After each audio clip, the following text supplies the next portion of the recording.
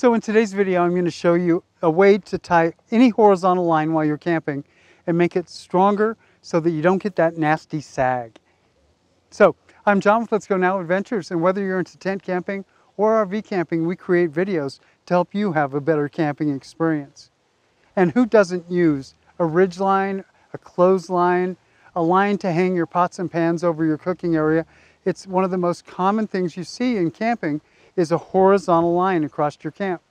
Today I'm going to show you how to make that so it doesn't sag as much.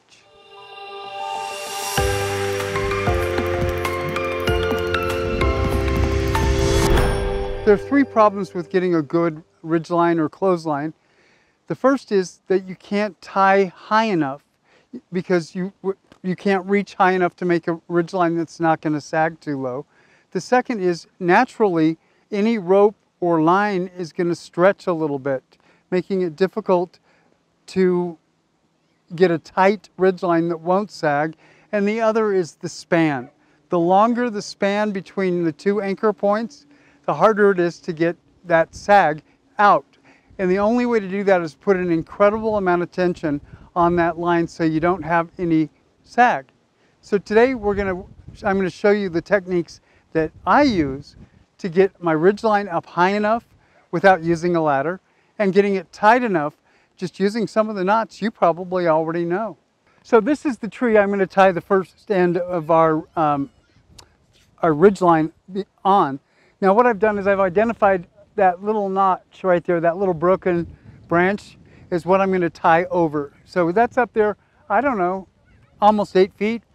I can't reach up that high to tie a good knot. So what I'm going to do is I'm going to go in about that far onto the end of the rope. And we're going to tie an Alpine Butterfly. So we're going to tie the Alpine Butterfly. We're going to make a couple of loops. Then I'm going to come around and bring it back between those two loops. Then what we'll do is we'll take our outside loop, pass it over the other two, grab our free ends, we'll tighten that up. Okay, so we've got a nice tight Alpine Butterfly. Now what we'll do is we'll gather up this, get a little bit of slack, and I'm just going to pitch the rope. Toss it over the top. So this is the loop that I tied, remember, about 3 feet away from the end. We've thrown that over and caught right on that notch on the tree. Then what we're going to do is we're going to feed the rest of our line through.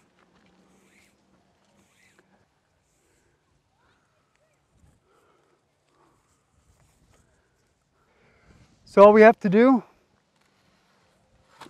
is cinch it, and now I've got my anchor knot is up there about 8 feet high. So the advantage, we've just tightened that. So let's say when we're done and we want to break camp or I want to take this rope down, I don't have to climb up there and undo that knot. All I have to do is grab the loose end that we left just a moment ago and give it a pull, and the knot comes down to me. So what we're going to do is we're going to measure about 6 feet in, 5 feet in. So we're going to tie another Alpine Butterfly here. So we'll make our first loop, go around. I'm just going to catch that with my finger. And then we'll make a third loop, bring that one through the middle. So we've got our 3 loops.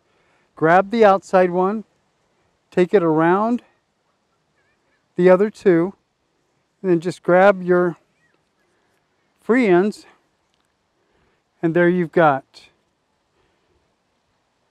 an Alpine Butterfly.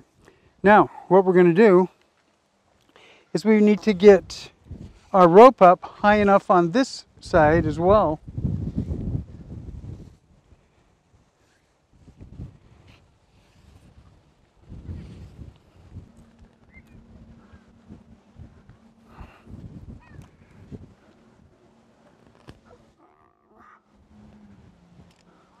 Now what I'm going to do is I'm going to do a modified version of the trucker's hitch.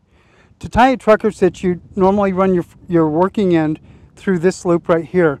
What I'm going to do is I'm going to take this, so before it's gone around the tree, just right here, and I'm going to create another loop. Then I'm going to take my working end And not through that loop, but now through this loop, I'm going to run all my line.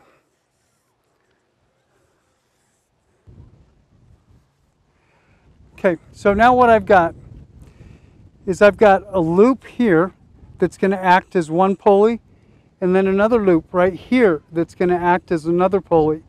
So what we've done is we've modified the trucker's hitch to add a second lever or a second pulley to gain a little bit more mechanical advantage for putting tension on our ridgeline. So as I start to tighten, you can see right here that we've got two pulley points that are starting to really now give me a chance, without going too crazy, to put tension on this line. And now I can tie it though down here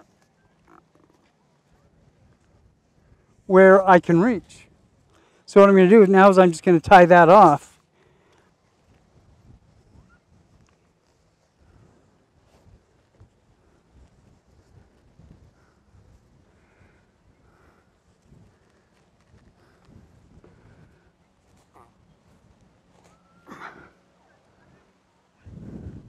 So I just tied that off with a loop top line hitch. But now you can see, using our C-clamp,